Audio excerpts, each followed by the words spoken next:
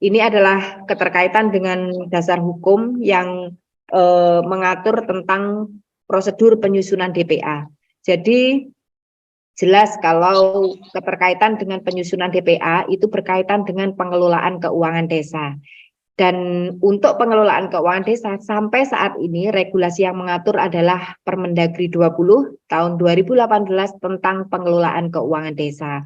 Kemudian di masing-masing kabupaten regulasi ini pasti ada turunannya, yaitu Perbuk yang mengatur tentang pengelolaan keuangan desa sesuai dengan kabupaten masing-masing. Kalau di kabupaten kami, di Kabupaten Trenggalek ada Perbuk Trenggalek nomor 2 2020 yang merupakan perubahan atas Perbuk 9 2020 tentang perubahan atas Perbuk nomor 51 tahun 2018 tentang pengelolaan keuangan desa. Jadi di kabupaten kami sudah ada 2 kali perubahan terkait dengan Perbuk pengelolaan keuangan desa. Ini berkaitan dengan pada waktu terjadi COVID kemarin. Jadi ada penambahan kode rekening dalam pengelolaan keuangan desa yang disesuaikan dengan surat edaran dari Kementerian Keuangan maupun Kementerian Dalam Negeri. Kemudian dasar hukum selanjutnya adalah peraturan desa tentang APBDes dan penjabarannya. Karena nanti yang digunakan untuk menyusun DPA itu adalah Perdes APBDes beserta penjabarannya. Baik, pengelolaan keuangan desa ini tidak perlu kita bahas bersama, nanti teman-teman sudah ada ini materinya kemarin, kita juga sudah membahas keterkaitan dengan pengelolaan keuangan desa. Jadi tidak perlu kita membahas ulang di sini, tapi yang jelas asasnya pun juga tidak perlu kita bahas bersama. Yang jelas bahwa pengelolaan keuangan desa itu dilaksanakan di setiap tahun anggaran sesuai dengan APBDes yang telah ditetapkan atau telah disusun oleh desa. Nah, ini perlu kita tahu keterkaitan dengan pengelolaan keuangan desa, bahwa siapa sih yang melakukan pengelolaan keuangan desa? Kalau kita mengacu pada Permendagri 20 bahwa kekuasaan pengelolaan keuangan desa itu adalah kepala desa. Jadi yang memegang kekuasaan penuh pengelolaan keuangan desa itu adalah kepala desa. Ya bertanggung jawab, ya yang memegang pengelolaan, ya istilahnya yang menjadi kunci jika nanti ada permasalahan ataupun ada sesuatu hal yang tidak sesuai, semua yang bertanggung jawab adalah kepala desa selaku PKPKD. Jadi kepala desa adalah pemegang kekuasaan pengelolaan keuangan desa. Punya kewenangan apa saja dan kenapa kita membahas di sini. Jadi sesuai dengan topik sore hari ini bahwa salah satu kewenangan dari PKPKD itu adalah menyetujui DPA, DPPA dan DPAL. Jadi bagaimana mungkin apa istilahnya PKPKD melaksanakan wewenangnya untuk menyetujui DPA kalau DPA-nya tidak disusun oleh Kaorkasi sesuai dengan bidang tugasnya dan diverifikasi oleh Sekretaris Desa selaku koordinator dari PPKD.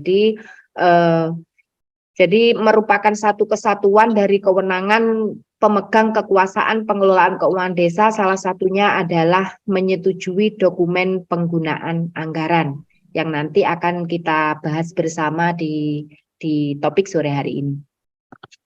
Kemudian siapa sih pelaksana dari pengelolaan keuangan desa? Jadi yang melaksanakan pengelolaan keuangan desa itu adalah Sekretaris Desa, Kaur dan Kasih sesuai bidang tugasnya, dan Kaur Keuangan, di mana Sekretaris Desa adalah selaku koordinator dari PPKD atau pelaksana pengelolaan keuangan desa.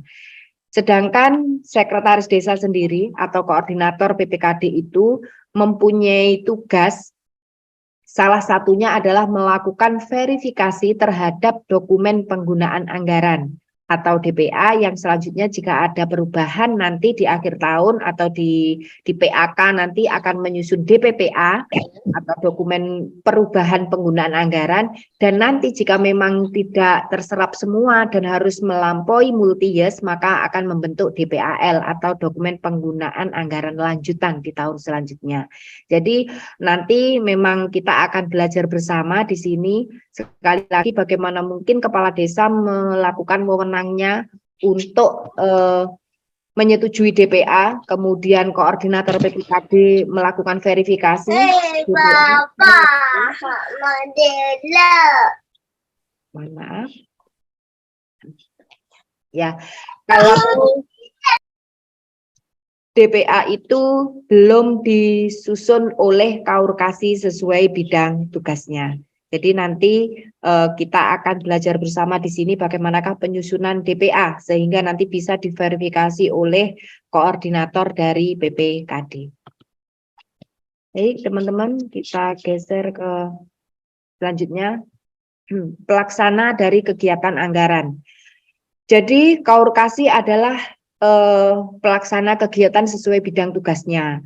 Adapun yang kaur yang ada di desa itu adalah ada kaur tata usaha dan umum, ada kaur perencanaan, dan ada kaur keuangan. Sedangkan kasi terdiri dari kasi pemerintahan, kasi kesejahteraan, dan kasi pelayanan. Yang perlu kita tahu, masing-masing dari kaur dan kasi ini adalah nanti sebagai pelaksana dari pengelolaan keuangan desa sesuai bidang tugasnya. Kalau kita mendampingi desa dalam proses menyusun Siskiudes, APBDes berbasis Siskiudes, maka di situ akan muncul Kaur-Kasi sesuai bidang tugas, sesuai bidang-bidangnya yang nantinya akan melaksanakan kegiatan anggaran. Jadi misalnya keterkaitan dengan bidang pemerintahan, maka yang masuk dalam Kaur atau kasi yang membidangi adalah kasi pemerintahan. Segala sesuatu kegiatan yang berhubungan dengan pemerintahan, maka nanti yang melaksanakan kegiatan anggaran dalam APBDes itu adalah kaur pemerintahan. Kemudian misalnya ada kegiatan berkaitan dengan pembangunan, baik pembangunan sumber daya manusianya maupun pembangunan fisik, kemudian pemberdayaan itu di bawah naungan kasi kesejahteraan.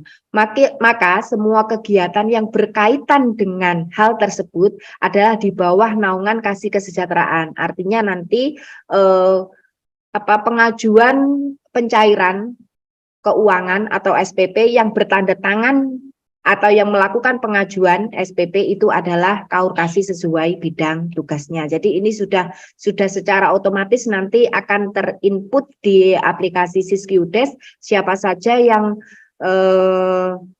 melaksanakan pelaksanaan kegiatan anggaran sesuai dengan bidang tugasnya. Jadi bagi desa-desa ini sudah tidak hal yang baru lagi karena memang sudah dibagi sesuai dengan regulasi yang mengatur, sesuai dengan SOTK-nya, sesuai dengan pengelolaan keuangan desanya, jadi memang sudah sesuai dengan aturan.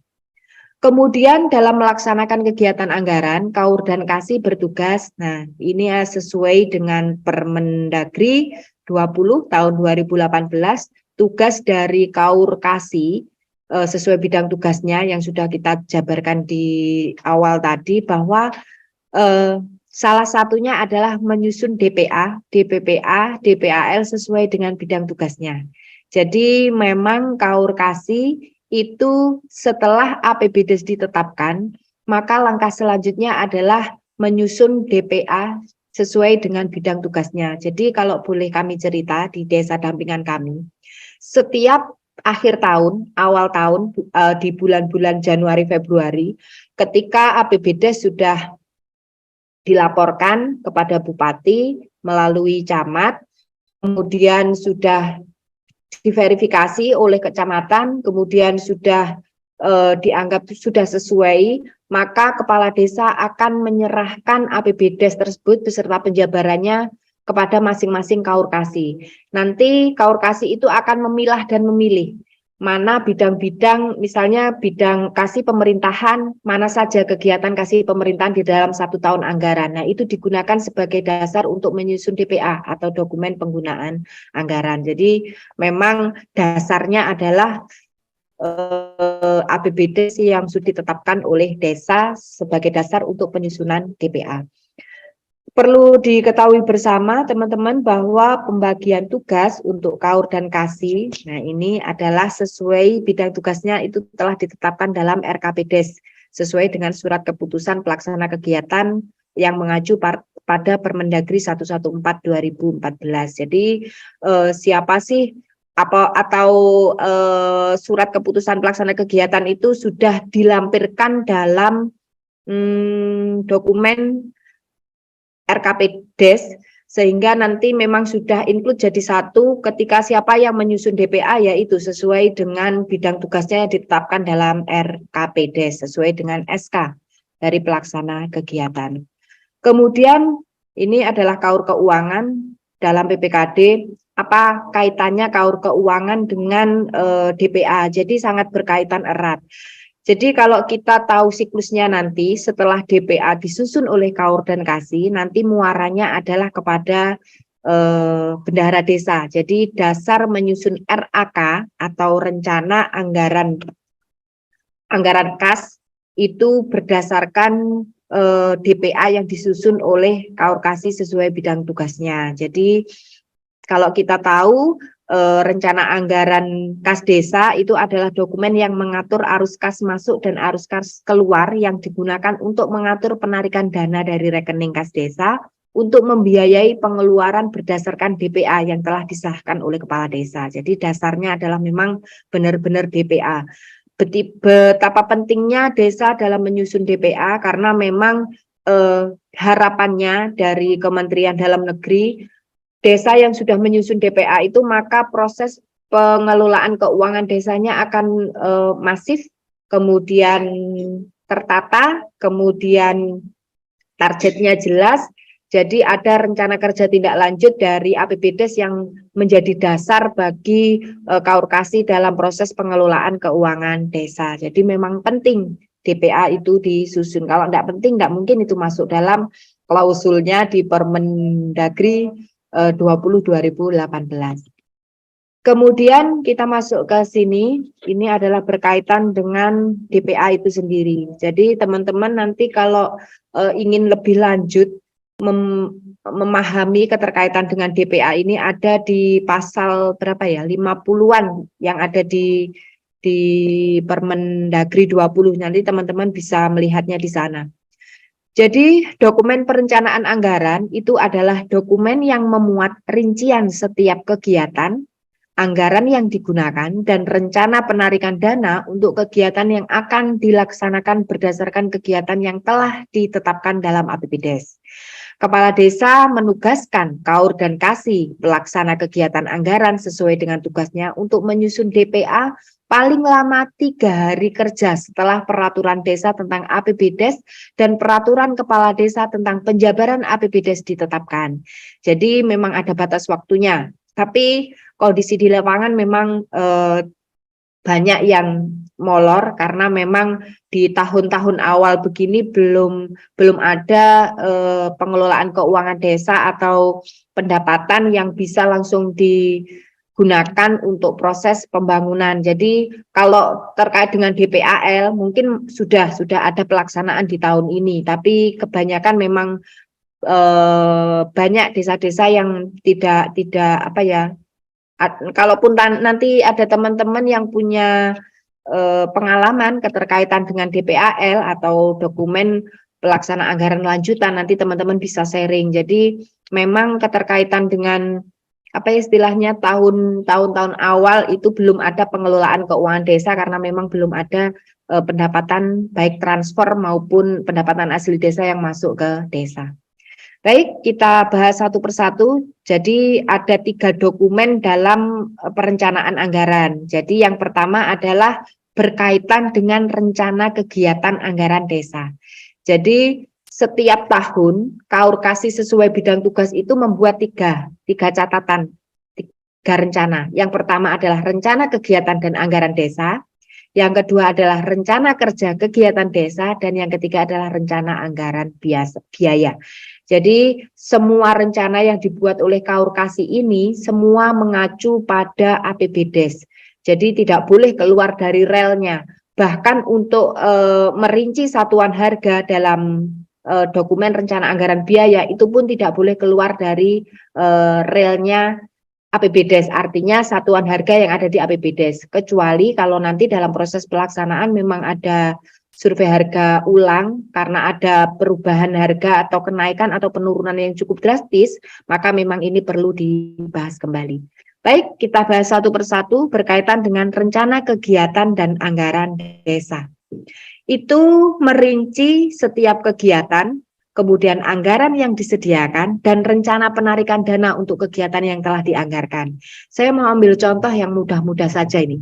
Jadi untuk KAUR dan KASI sesuai bidang tugasnya, misalnya adalah KASI pemerintahan. Jadi setiap tahun anggaran, KASI pemerintahan itu menyusun rencana anggaran untuk siltap.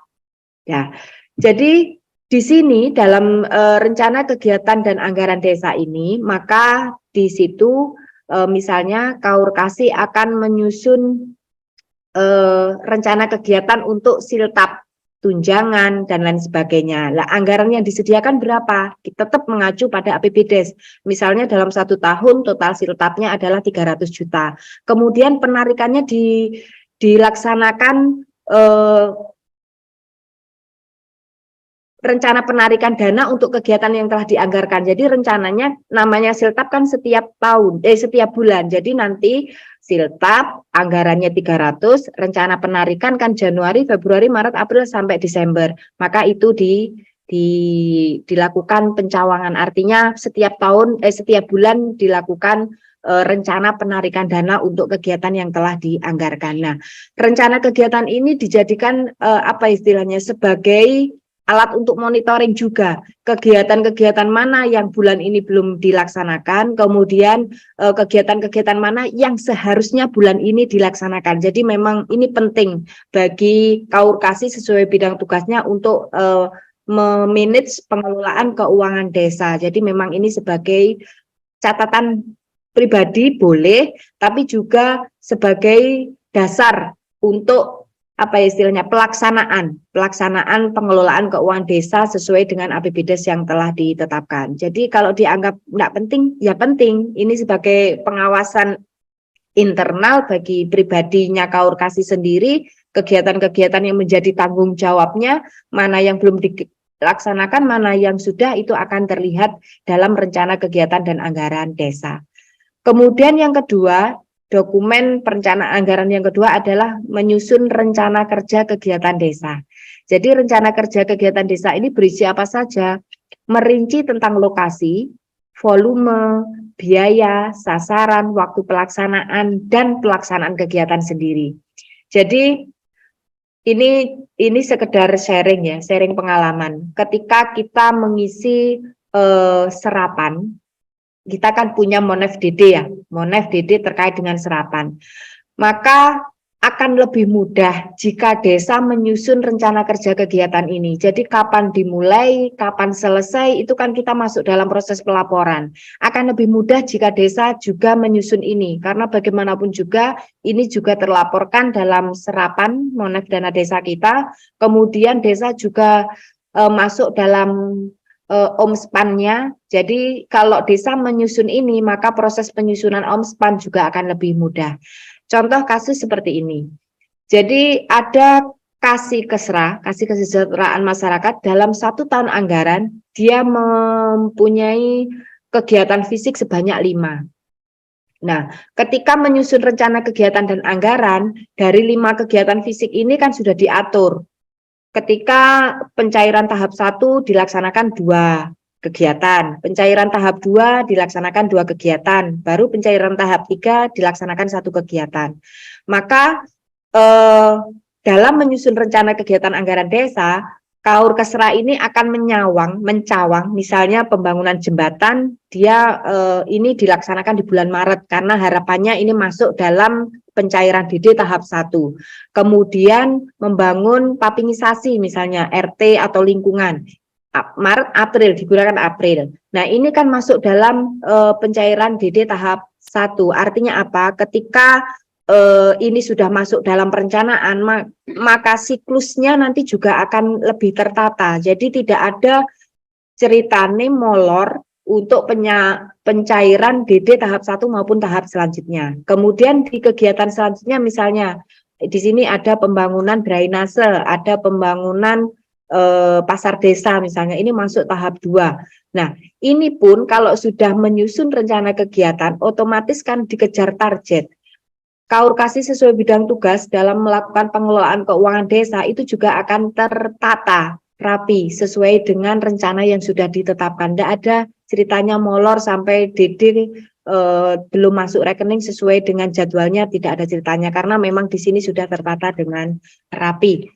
Kemudian rencana kerja kegiatan desa itu tadi sudah kita sebutkan di sini merinci tentang lokasi, misalnya lokasinya di mana, membangun jembatan itu, volumenya berapa, biayanya berapa, sasarannya siapa saja. Di sini ada nanti RTM ada, kemudian rumah tangga miskin, kemudian ada kolomnya nanti teman-teman ada. Jadi nanti kegiatan-kegiatan dalam proses pengelolaan keuangan desa itu akan bisa terbaca dengan baik dan benar dan tertata kalau Kaorkasi menyusun dokumen ini.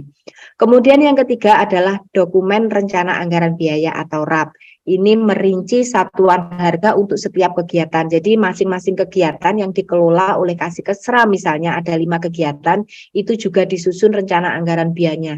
Sekali lagi, RAP yang disusun oleh Kaorkasi sesuai bidang tugasnya ini adalah mengacu pada penjabaran APBDes.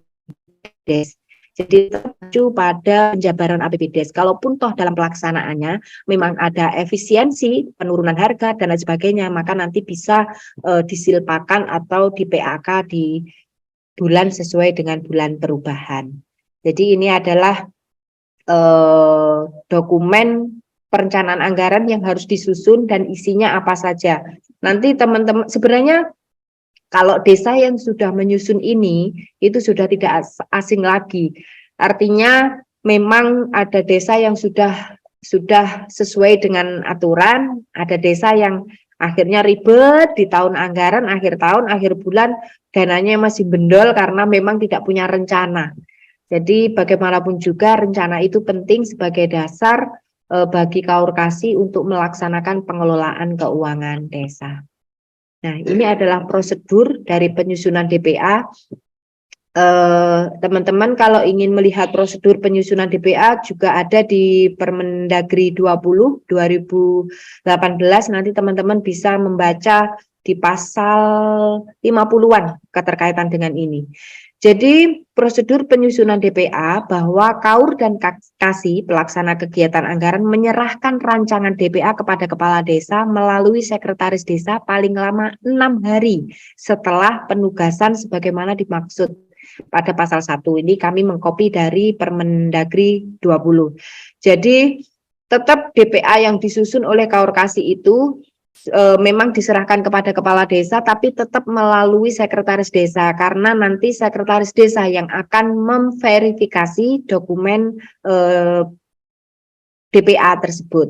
Kemudian sekretaris desa melakukan verifikasi rancangan DPA paling lama 15 hari kerja sejak KAUR dan Kasih menyerahkan rancangan DPA.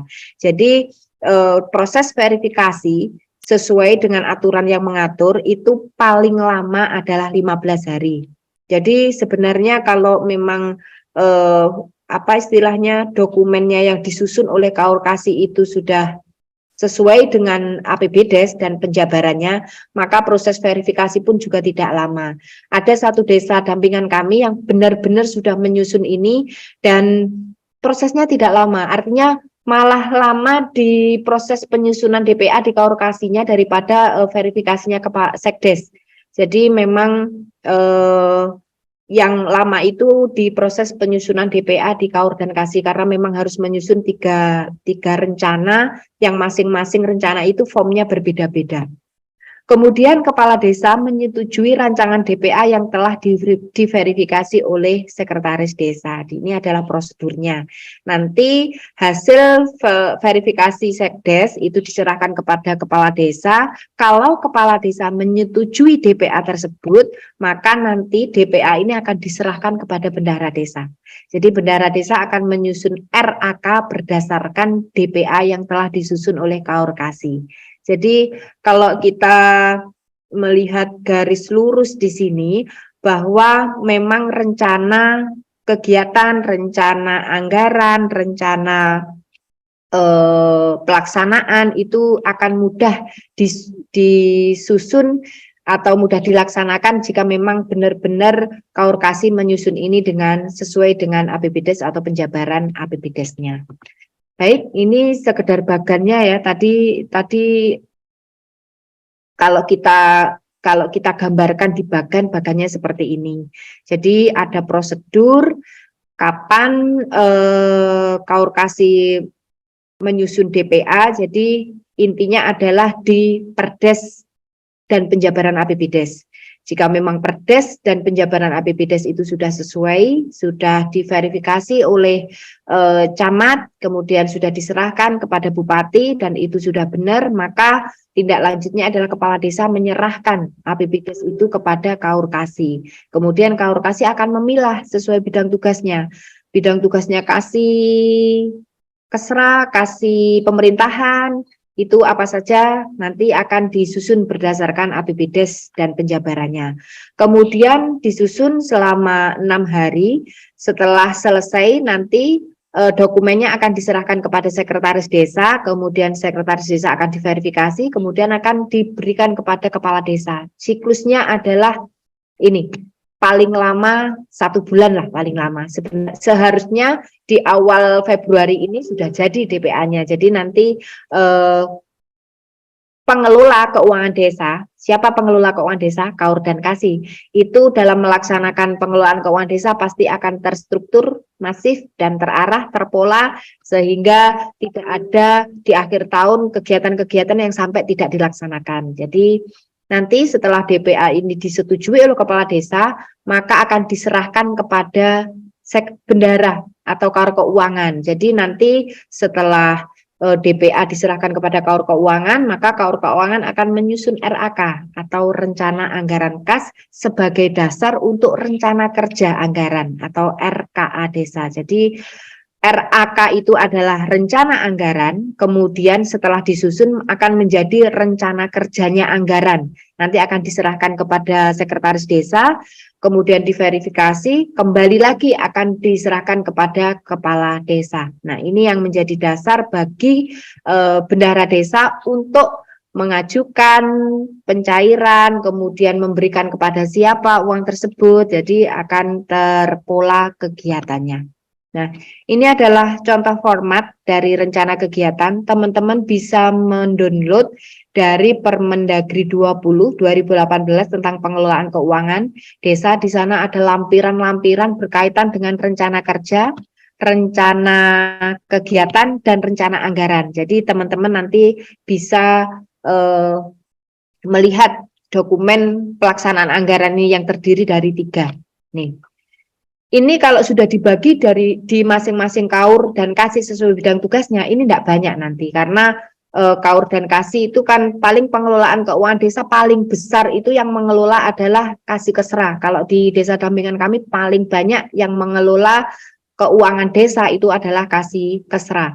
Jadi bisa 3 lembar kalau Kasih Kesra, tapi kalau Kasih yang lain, KAUR yang lain itu paling 2 lembar, 1 lembar, 2 lembar sudah selesai dalam menyusun ini. Baik, teman-teman, ini adalah RAK desanya. Jadi RAK desa itu berisi tentang kegiatannya, anggarannya berapa, nanti dicairkan di bulan berapa, itu akan muncul di sini.